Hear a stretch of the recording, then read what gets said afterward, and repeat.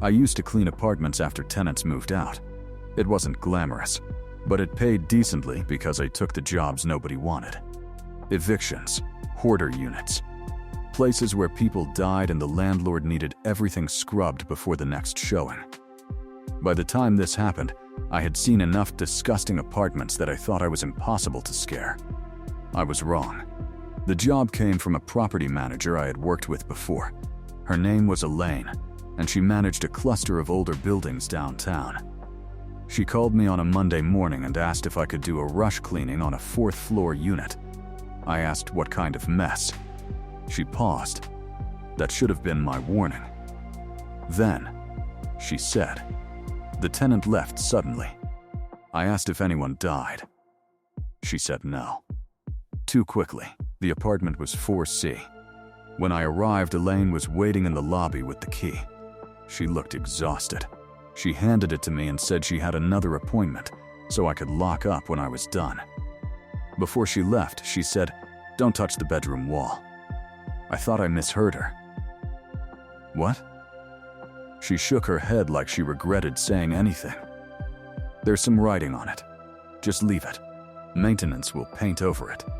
Then, she left. The building had no elevator, so I carried my supplies up 4 flights of narrow stairs.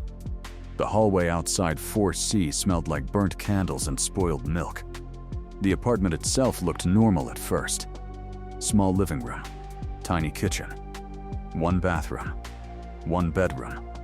The tenant had left furniture behind, which wasn't unusual. A couch, a table, a mattress with no sheets, a few boxes of junk.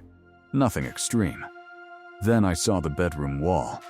Every inch of it was covered in writing. Not graffiti, not random words. The same sentence written over and over in black marker. I let her in. Hundreds of times. Big letters, small letters, crooked letters. Letters written over other letters until some areas were almost completely black. I stood in the doorway for a long time. Then I noticed one sentence was different. Near the bottom of the wall, written close to the floor, it said, "She learned my voice." I almost left right then, but I needed the money, and I told myself people going through mental breakdowns write strange things.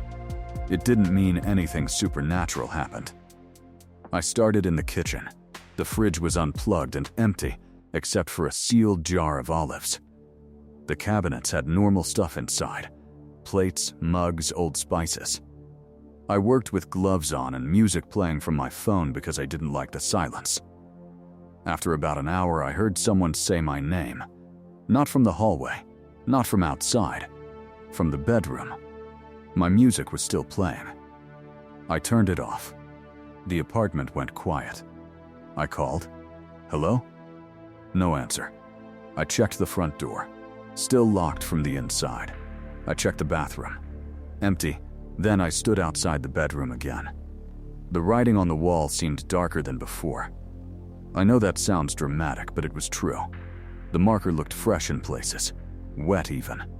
I took a picture and sent it to Elaine with a message. "Was this here before?"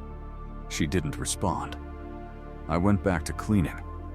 10 minutes later, my phone rang. "Elaine," I answered immediately. Before I could speak, Elaine said, "Do not answer her if she calls you from inside the apartment." My stomach tightened.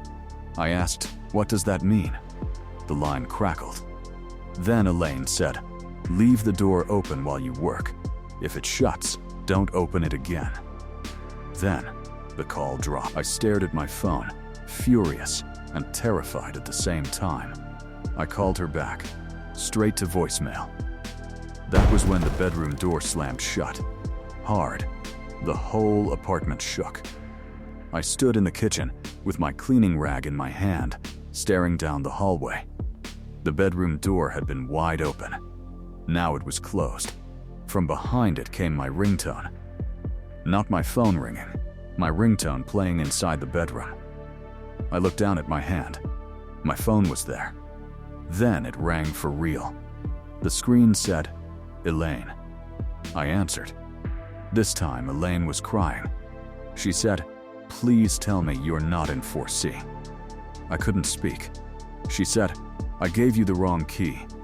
That unit is sealed." I looked toward the front door. The deadbolt slowly turned by itself. Click. Locked. I whispered, "Elaine, what happened here?" She said, "The last tenant called us for 3 weeks saying someone was copying him. His mother's voice, his dead girlfriend's voice, his own voice. We thought he was sick. Then one day he called from inside the apartment and begged us not to open the bedroom door." I stared at that closed bedroom door. A soft knock came from inside. Elaine screamed through the phone, "Do not answer it." The knock came again. Then my own voice spoke from behind the door. "Elaine, what happened here?" It repeated exactly what I had just said. Same breath, same fear, same little shake in the words. I backed into the kitchen counter. The voice behind the door laughed. My laugh. I dropped my cleaning rag and ran to the front door. I grabbed the deadbolt and twisted. It wouldn't move. Not stuck. Held, like someone on the other side had gripped it. The bedroom door opened 1 inch. I heard breathing. Heavy, wet, the smell of burnt candles became unbearable. I grabbed a chair and smashed it against the living room window. The glass cracked, but didn't break. I hit it again. Again behind me. The bedroom door opened wider. A woman's voice said, "Don't leave."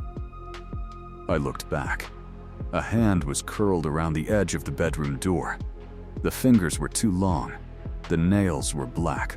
Not painted black, but black like something dead under the nail beds. I hit the window one more time and the glass broke outward. Cold air rushed in.